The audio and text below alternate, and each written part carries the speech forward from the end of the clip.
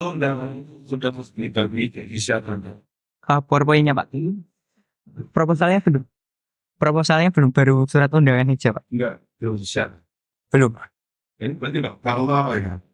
Intinya kalau dakwah nanti mau sebentar nontonnya juga itu bisa bisa uruskan aku ada itu kosong. Nggih, Belum tahu, siapa? belum tahu jadi Nggih. Saya share segera nih Pak. Nggih. itu ada bisa ini bisa ini. Yang penting kan pasukannya. Pada masuk grup filosofi UGM nggak ya teman-teman? Yang satu lintas angkatan. Masuk ya? Iya, dia saya semakan ya kalau mulai kerja kalau ini mau keluar kepada selamat pagi sudah nyamuk. Iya, ini yang terjadi mungkin di sini ini tempat terbuka kan.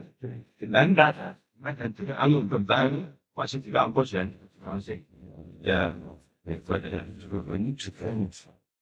Ya ini kita akan ini mengikuti presentasi proposal skripsi ya. Ini sebagai peneliti ya terus dari data 20 Pak. oleh Mas Doni Andika Pradana yang akan mengajukan proposal yang jumlah soal teks informasi di relatif mas dalam mengenai kecil Indonesia. Utamanya saya sebagai pemilih paman penting pendamping faktor aktif itu ya. Bahwa saja bisa dipresentasikan disingkat pada Baik, siap Pak. Baik, terima kasih Pak Subaidi. Assalamualaikum warahmatullahi wabarakatuh. Selamat pagi Pak Subaidi dan teman-teman. Sebelumnya saya ingin mengucapkan terima kasih atas kehadirannya teman-teman ya di tengah liburan gitu ya, sudah memasuki masa liburan Idul Fitri. Ya, perkenalkan saya Doni Andika Pradana, mahasiswa Fakultas Filsafat angkatan 2020, akan mempresentasikan terkait proposal penelitian saya dengan judul Praktik Demokrasi Deliberatif Jürgen Habermas dalam Ruang Parlemen di Indonesia. Ya, kalau kita bicara demokrasi gitu ya, secara umum itu bisa panjang ya, tapi singkatnya saya ingin memulai dari persoalan abad 20 kiranya, di mana tentunya dua perang besar ya, Perang Dunia I, Perang Dunia II yang terjadi gitu. Nah, berangkat dari situ kiranya masyarakat global mulai mengkritik segala bentuk penindasan, katakanlah begitu, atau totalitarisme gitu ya, yang menyengsarakan gitu. Nah, dari sana kemudian muncul cita-cita bagaimana sih tatanan sosial politik yang menciptakan keadilan gitu, mesejahterakan dan seterusnya gitu.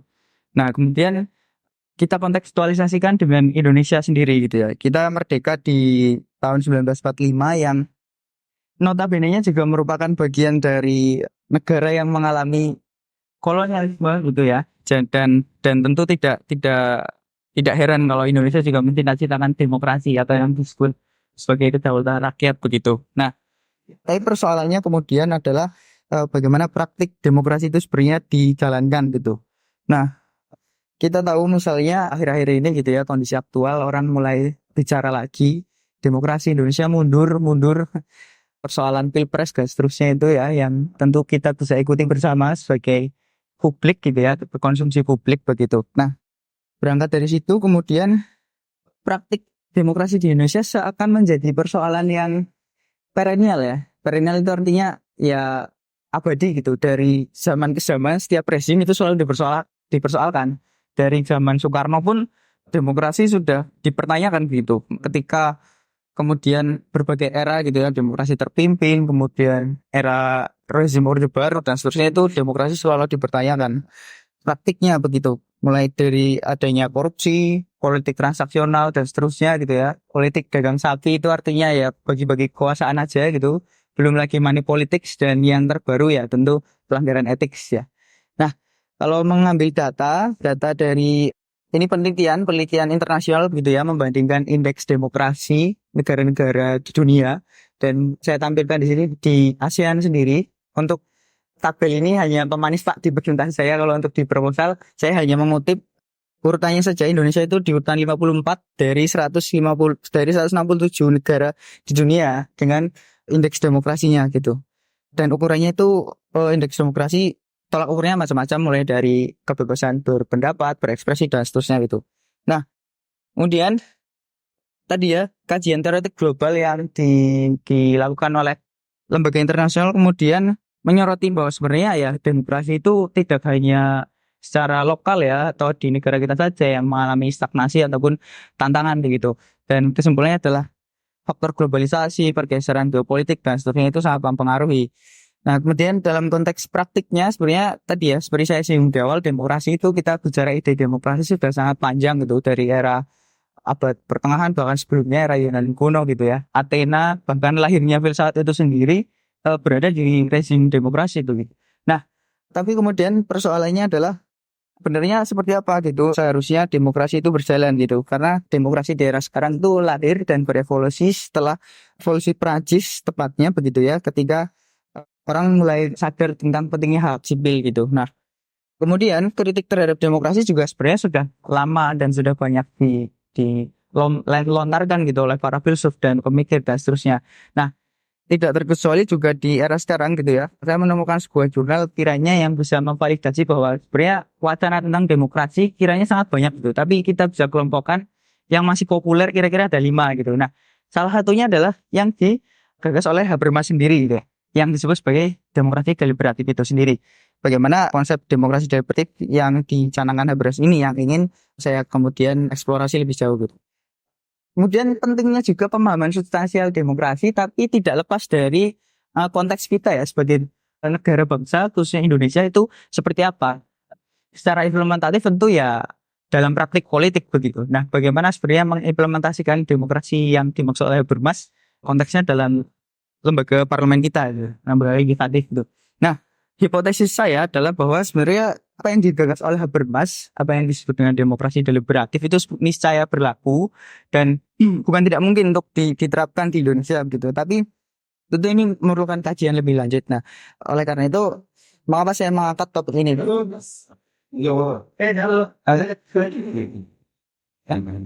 Kemudian selain itu, di sini lanjut ya Pak. Kemudian mengapa menjadi penting yaitu pemahaman fundamental terkait bagaimana nilai-nilai deliberatif Habermasian itu menjadi tesis dari penelitian ini yang kemudian kiranya itu menjadi kompatibel dengan lembaga politik atau bagaimana mekanisme kebijakan publik di Indonesia itu dibuat begitu. Itu kiranya tesis penelitian ini. Kemudian terkait dengan urgensi, memang mungkin penelitian tentang Habermas sudah banyak ya di jurnal-jurnal. Kalau teman-teman cari kata kunci demokrasi deliberatif, pasti akan banyak yang mengkaji bagaimana itu diterapkan di Indonesia gitu. Kemudian bagaimana memahami deliberatif demokrasi dan seterusnya, ataupun artikel-artikel di media-media massa populer, Kompas, Tempo dan seterusnya. Nah, tetapi tetap tidak intinya ya tadi ya, rencana atau kajian tentang demokrasi itu harus terus dilakukan gitu. Nah, mungkin yang membedakan adalah harapannya novelty dari penelitian ini yaitu pengalaman empirik dari saya sendiri atau peneliti yang kemudian bersinggungan langsung dengan lembaga legislatif selama sekitar 4 bulan pada bulan Agustus sampai dengan Desember 2023. Kemudian penelitian yang dilakukan juga bisa disebut sebagai bentuk refleksi aktual begitu ya atas persoalan demokrasi ini. Bagaimana sebenarnya prosedur atau sebenarnya sidang-sidang di DPR itu dilaksanakan itu seperti apa gitu. Apakah niscaya demokrasi deliberatif itu diterapkan gitu. Nah, dari itu kita turunkan jadi sebuah rumusan masalah dalam penelitian. Yang pertama adalah apakah model demokrasi deliberatif menurut Habermas ini punya nilai lebih begitu ya dibanding model-model lain yang sempat saya singgung di awal, dan kemudian seberapa kompatibel sih dengan penerapannya di Indonesia gitu. Dan rumusannya di bagian kedua bagaimana kemudian model demokrasi deliberatif menurut Habermas ini mungkin untuk diimplementasikan dalam lembaga legislatif. Untuk keaslian penelitian, saya menemukan beberapa sumber yang relevan barangkali terkait judul dan juga kajian yang relevan. Yang pertama, sebuah tesis ini dari tahun 2009 dan kebetulan juga dari Fakultas Filsafat oleh Abdul Jabbar. Judulnya Gagasan Demokrasi Deliberatif, sebuah telaah tentang filsafat politik Jürgen Habermas. Kemudian ada juga skripsi sekitar tahun 2010, judulnya juga tentang Habermas dan demokrasi deliberatif, tinjauan kritis terhadap praktik demokrasi di Indonesia pasca reformasi. Ini dari UIN Sunan Kalijaga. Lalu ada artikel jurnal sekitar tahun 2016, judulnya Membaca Demokrasi Deliberatif Jürgen Habermas dalam Dinamika Politik di Indonesia. Nah, tentunya untuk manfaat penelitian secara ilmu pengetahuan umum untuk khasana ilmu pengetahuan bidang sosial dan politik, khususnya pertama perkembangan teori demokrasi, dalam hal ini model demokrasi deliberatif. Sementara untuk ilmu filsafat sendiri ini sebuah kajian normatif begitu ya, bagaimana khususnya bidang filsafat politik mengeksplorasi model-model teori politik begitu. Nah, untuk perkembangan sistem politik juga. Sementara untuk praktisnya bagi stakeholder terkait tentunya menjadi wacana bahkan mungkin pedoman begitu ya untuk penyelenggara negara yang bisa membasiskan diri pada nilai-nilai yang dimaksud deliberatif tadi.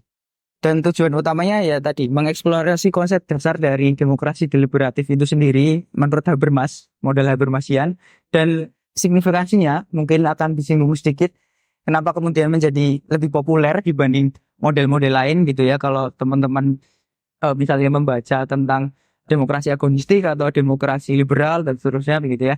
Nah, yang kedua tujuannya adalah menganalisis relevansinya bagaimana nilai-nilai itu bisa diterapkan gitu ya secara praktik dalam parlemen kita. Nah, sementara untuk tinjauan pustakanya ada beberapa studi seperti yang saya singgung tadi banyak sebenarnya yang membahas atau menguraikan tentang demokrasi Habermas ini. Yang pertama ada tahun 2013 sudah ada diskursus demokrasi deliberatif. Kemudian ada juga demokrasi deliberatif dalam upaya pembentukan undang-undang itu di tahun 2015 ada jurnalnya. Kemudian penelitian dari Prastio 2012 menuju demokrasi rasional ini melacak bagaimana kemudian konsep demokrasi deliberatif Habermas itu dibangun dengan kata kunci biasanya ruang publik begitu ya. Lalu tentu ada penulis yang terkenal barangkali ya yang meneliti Habermas bertahun-tahun ada Budi Hardiman. Beliau juga sangat concern dengan pemikiran-pemikiran Habermas khususnya dalam bukunya begitu ya demokrasi deliberatif, Menimbang Negara Hukum dan Ruang Publik dalam teori diskursus Jürgen Habermas. Nah, sedikit mungkin ya tinjauan pustakanya adalah kalau misalnya kita bicara demokrasi tentu kata kuncinya adalah demos dan kratos gitu ya. Biasanya kalau di filsafat kita diajarkan untuk membedah sesuatu secara etimologis, secara akar katanya gitu. Ya intinya adalah kekuasaan oleh rakyat. Dan konsep kekuasaan ini yang kemudian biasanya didefinisikan sebagai bagaimana rakyat secara kolektif itu bisa memberikan pemerintahan gitu ya, melaksanakan pemerintahan yang lazim disebut dari rakyat, oleh rakyat, dan untuk rakyat begitu. Nah, sementara secara terminologis sebenarnya banyak orang menginterpretasikan demokrasi gitu ya, bagaimana misalnya ilmu hukum atau ilmu politik menerjemahkan apa itu demokrasi, misalnya adalah pembagian kekuasaan yang mengindikasikan check and balance, tidak ada kekuasaan yang terpusat gitu, ataupun pengakuan hak atas kebebasan dan seterusnya itu sangat banyak gitu ya. Nah, sementara bagaimana kemudian filsafat melihat itu menjadi penting gitu ya untuk diteliti begitu. Nah, sedikit juga disinggung bagaimana demokrasi yang eksis sekarang adalah lahir dari tadi seperti saya singgung revolusi Prancis yang melahirkan demokrasi modern yang kita kenal sekarang. Unsur-unsurnya ada perlindungan hak asasi, saya mengutip dari Robert Dahl. Kemudian ada pemilu tentunya, kemudian pluralisme politik. Nah, tapi intinya juga adalah bagaimana demokrasi itu merupakan suatu jaminan bagi rakyat untuk tadi merumuskan preferensi kepentingannya sendiri, kemudian bisa mengusahakan kepentingan tersebut gitu ya tanpa ada pengaruh-pengaruh tertentu gitu ya, sehingga bisa menciptakan kebijakan publik yang itu dianggap adil begitu. Nah, ada juga perkembangan demokrasi, misalnya kita tadi bicara di Athena gitu ya, demokrasi klasik sebut saja gitu, tapi kemudian berevolusi karena misalnya di filsafat sendiri kita belajar soal filsafat politik ya, misalnya Thomas Hobbes gitu, bagaimana mendefinisikan negara gitu sebagai Leviathan gitu ya, kemudian ada konsep kontrak sosial oleh John Locke, itu juga menjadi tinjauan pustaka yang penting untuk mengkaji demokrasi ini gitu. Dan pada akhirnya di era sekarang evolusi demokrasi sekarang tentunya tadi seperti di awal saya singgung tidak lepas dari bagaimana kondisi dunia atau global pasca perang begitu ya, bagaimana perang itu melahirkan cita-cita keadilan atau kedaulatan rakyat, pemerintahan yang lebih tidak absolut begitu ya.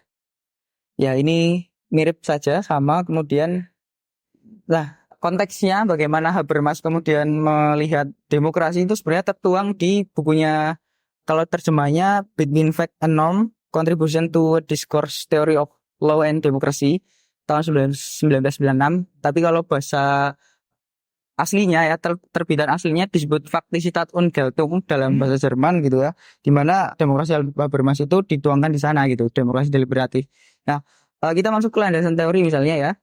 Selanjutnya saya mencoba mengkonstruksikan bahwa pemikiran Habermas secara utuh gitu ya, itu tidak lepas dari hakikat komunikasi yang dia pikirkan begitu. Nah, itu sebenarnya tertuang di beberapa karya yang beda-beda gitu ya. Kalau misalnya di teori des Kommunikativen Handels, dia bicara tentang teori sosial dan tindak komunikasi aktif gitu. Nah, ini yang menjadi basis sebenarnya sebelum ia merumuskan lebih luas begitu arti konsep ruang publik dan demokrasi deliberatif gitu. Makanya saya konstruksikan terkait landasan teori ada 3 kata kunci katakanlah begitu, bagaimana konsep ruang publik itu membungkus teori demokrasi deliberatif dan di dalamnya ada arti teori tindakan rasional komunikatif. Nah, sedikit saya paparkan mungkin desain risknya begitu ya. Kalau misalnya tadi dari rumusan pertanyaan yang pertama, bagaimana demokrasi deliberatif itu lebih superior atau punya signifikansi nilai, ada dua kemungkinan ya. Ada yang kemudian mendukung sebenarnya demokrasi deliberatif itu superior gitu. Nah, saya mencoba membayangkan atau memproyeksikan kira-kira argumen yang perlu dibangun adalah bagaimana kalau itu superior gitu. Dan saya perlu mengeksplorasi dan juga mengkomparasikan. Kalau eksplorasi artinya eksplorasi demokrasi deliberatif itu sendiri mengenai bagaimana kelebihannya, kekurangannya, sementara kelebihan itu karena apa, dan kalau ukurannya itu sebenarnya bisa diatasi dengan bagaimana gitu ya. Nah, sementara metode komparatif akan menyinggung sedikit bagaimana model-model lain itu punya kekurangan gitu. Nah, tapi kemudian misalnya ditemukan tidak lebih superior gitu ya, saya membangun argumentasi bagaimana itu inferior, dan itu bagaimana menjadi sebenarnya hanya alternatif atau equal gitu, dibanding model-model lain dengan metode komparatif juga. Untuk pertanyaan kedua misalnya setelah misalnya saya berhasil menemukan tadi ya, nilai-nilai demokrasi deliberatif itu bisa loh kompatibel dengan lembaga kita gitu, bisa diterapkan dalam tiap sidang, tapi bagaimana caranya gitu. Nah, ada dua kemungkinan misalnya itu pun bekerja, saya harus membangun argumentasi pendukung dengan kata kunci apa, bagaimana, dan kenapa. Nah, apa itu saya kategorikan bagaimana demokrasi deliberatif itu punya nilai signifikansi dengan mengkonstruksikannya secara kontekstual gitu ya di mekanisme sidang DPR itu seperti apa sih gitu. Terus bagaimana nilai-nilai deliberatif itu dimasukkan gitu. Atau kemudian kata kunci kedua bagaimana untuk pelaksanaan praktis dan kenapa tadi balik ke faktor kata kunci lebih eksploratif tadi. Sementara kalau tidak bekerja saya juga harus membangun sebuah argumentasi sanggahan juga. Dan saya coba kategorikan dengan kata kunci kenapa, apa, dan bagaimana juga. Kenapa enggak sesuai gitu. Ya, itu nanti kalau skripsinya jalan. Kemudian terkait metode. Kita masuk misalnya ke metode penelitian. Biasanya kalau di filsafat itu mengacu ke bukunya Anton Baker dengan Pak Haris Zubair ya. Ada beberapa model penelitian filosofis. Nah, setelah saya coba konstruksikan kira-kira mau tidak mau ada 2 model begitu yang coba dikombinasikan. Yang pertama ada model namanya refleksi filosofis tentang masalah aktual. Tentunya parlemen Indonesia kerjanya itu gimana sih gitu. Nah, sementara ini juga sebuah penelitian historis faktual tentang tokoh. Bagaimana Habermas itu sendiri membangun atau mencetuskan nilai-nilai deliberatif dan bagaimana itu dikonstruksikan. Nah, kira-kira bagiannya seperti itu. Dan misalnya istilah generik yang kita kenal adalah objek material dan objek formal. Saya coba menguraikannya dengan objek materialnya sebagai sebuah pelaksanaan fungsi parlemen yang itu diturunkan sebenarnya. Misalnya di DPR itu 3 fungsi utamanya adalah ya legal drafting, legislasi, kemudian anggaran dan pengawasan. Dan ketiga ini semuanya itu melalui sidang dan prosedur-prosedur yang akan diteliti oleh saya ini tadi. Oke, selanjutnya untuk pengumpulan datanya saya coba kategorikan menjadi 3 sumber. Yang pertama primer, sekunder, dan tambahan. Yang primer tentunya buku Habermas sendiri ada 3 tadi yang saya jelaskan di landasan teori. Kemudian ada juga peraturan hukum terkait, misalnya peraturan sekjen DPR ataupun undang-undang terkait gitu ya, atau tatip DPR, dan juga ada risalah persidangan. Sementara yang sekunder tentu jurnal, artikel, buku, penulis yang relevan begitu ya, dan tugas akhir misalnya.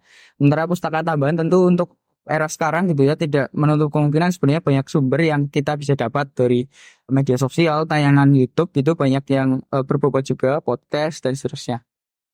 Untuk langkahnya tentu persiapan, pengumpulan data, pengolahan, analisis, penyusunan, dan seminar hasil. Untuk teknik analisisnya ada beberapa kata kunci misalnya deskriptif, deskripsi ya, kemudian interpretasi, induksi, deduksi, koherensi intern, dan seterusnya.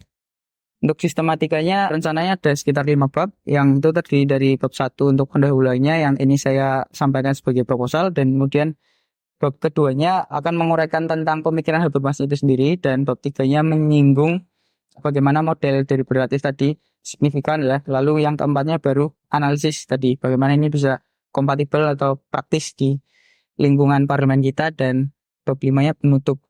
Untuk jadwal rencananya mungkin idealnya seperti ini, tapi karena ini juga sudah masuk bulan April ya, kita tentatif saja nanti menyesuaikan. Untuk rencana daftar isi seperti ini barangkali rencana untuk sekarang, dan tentunya pasti akan berubah di esok hari gitu ya. Dan ini untuk daftar pustaka.